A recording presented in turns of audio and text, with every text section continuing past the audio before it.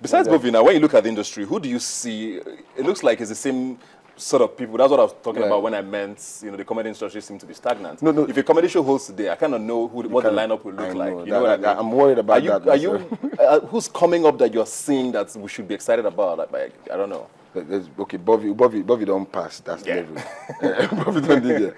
Then there's Buchi. Yeah. Buchi is killing it right now. Buchi has a different kind. He's spontaneous. Oh, the guy is good. Buchi is very good. He's different. He's fresh. He has a refreshing, delivery. Then there are other guys, and the thing is, if I start mentioning names, the other ones will be upset. But there are people that I've seen that they've got it. There's hope. There's hope. There's a guy called Odogu. Odogu is gifted. There's SIM card.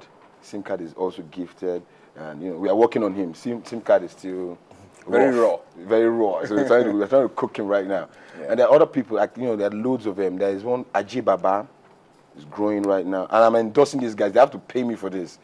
And you give me my cut. And I'm going to give you a cut. But generally, there's hope. There's hope. And right now, because the thing is that what most of these comedians do is that they bite. I wonder why they don't have toothaches.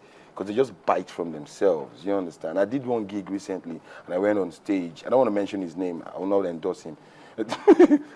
He did my joke. Yeah. That's one of the biggest criticism I think comedians have in Nigeria. Because people go to shows and I heard this last week. Yeah. So that's the reason why I've changed my delivery. Like this tour that I'm doing, Basketmouth on Sense, and I'm just realizing that I've not said anything about my show for the past 15 minutes. What the hell? We're going to get there. We're going to get there. June 29th, by the way. June 29th. Echo Hotel. All right. I know you can.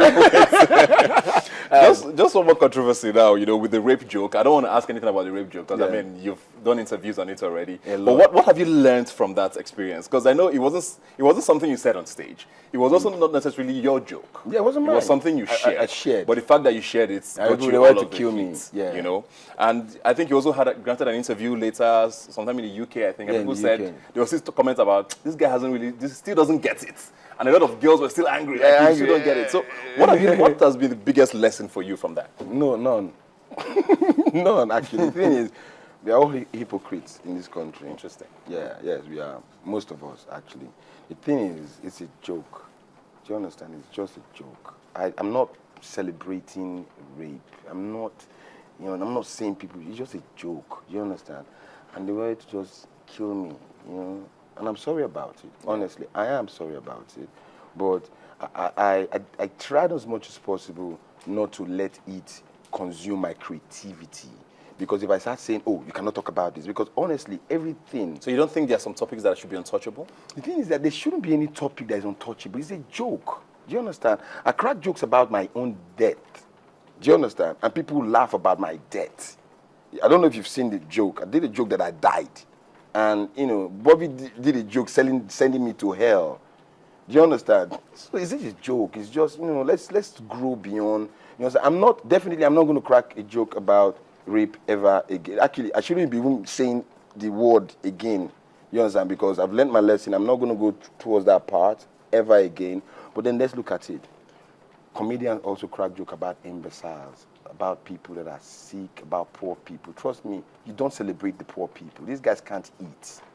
Do you understand? They can't see food to eat. So if you look at it, if you want to go through that angle, which means there shouldn't be any joke that should be said. Do you understand? Look at the Western world in Yankee. There's no limit. There shouldn't be any limit to jokes. But right now, we've learned our lesson. I learned my lesson. Honestly, I did. And I'm sorry about it. For all the people watching right now, I'm sorry. I love you guys. I'm sorry about what I said. And it will never happen again.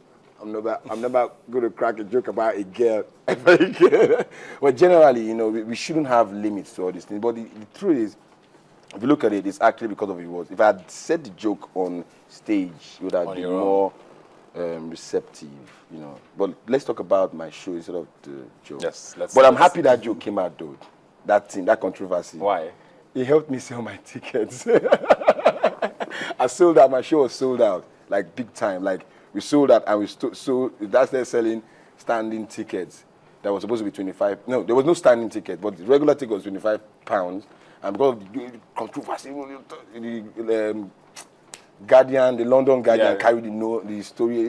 They compared me with Jimmy Carr. These guys are like, nice. And my ticket sold out. And we sold about like 500 to 600 extra standing ticket at £75.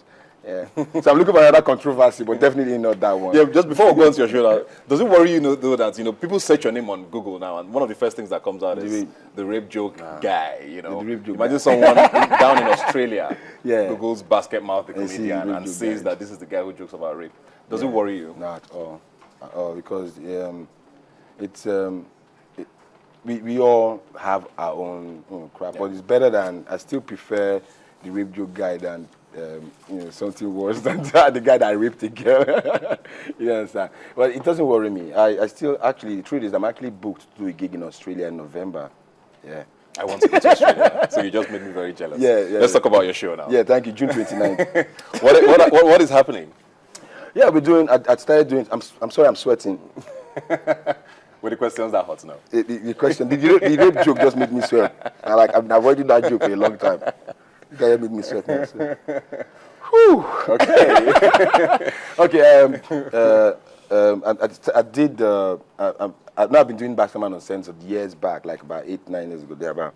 When I stopped doing it, like 4 years ago, I went on the low, and like came back with it, and it's a new delivery, new material, new style, and I've been touring. Like let me not act like I'm trying to, but we've been going around. Okay. You understand? We've done South Africa, Ghana, the UK, and we're doing the States next month. Immediately after the show, we're going out. I'm just trying to celebrate comedy, celebrating the talent God blessed me with. And, I'm trying to do it the way they do it out there and just push the brand out there. And it's going to be good. I'm doing like 2 hours on set, fresh materials, fresh. That's very good to hear, because most times we go to comedy shows and it's more like a music concert with a sprinkling of comedy, of like 20-minute jokes and like 3 hours of music. It's strictly comedy, and I'm not doing the tables, those kind of table sitting. Nah, no tables. It's theater style, the same way it's done abroad. Theater style, no big man. You understand? Let's all just come and laugh. Let's have fun. How many comedians are going to be there? Unlike me, normally I do it alone, but I'm doing it. There's a new vibe. There's going to be Bobby's the host, which is performing, and Salvador, this comedian from Uganda, exceptionally a talented guy. And I'm thinking of bringing a guy called Mpo from South Africa. He's very, very good as well. So it depends, But they're all going to be doing short material because it's my show. They can't steal my shine. So it's going to be good. And with music, we celebrating Two Faces performing, Olamide, Wizkid, and all these guys. And Prt3 just confirmed he's going to be performing. I'm talking to Timaya. I'm trying to get the musicians that won't charge me too much. Your friends? My friends in the industry. And so far, so good. They've been good. Two Face, that guy. I'll marry that boy. What? Okay, yes, tweet it. Yes, I'm marrying. I wear the wedding gown. 14 years. I wasn't the witness. I don't give it.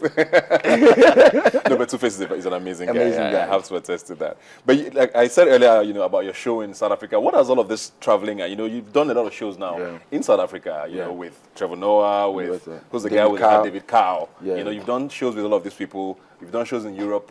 What are some of the biggest lessons you've learned from these places that we might actually be seeing on the 29th? First of all, you have to. That's why I tie to the dysfunctional mind.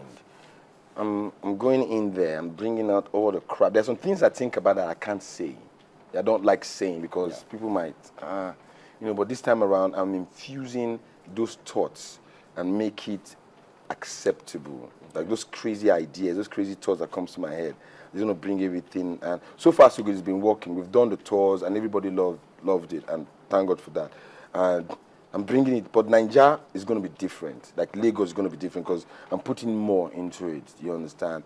I've learned that you learn when you see all these guys. This is a different angle. You just get inspired, by all these guys. And I've learned a lot. And trust me, you're going to be seeing the beast from the east on stage.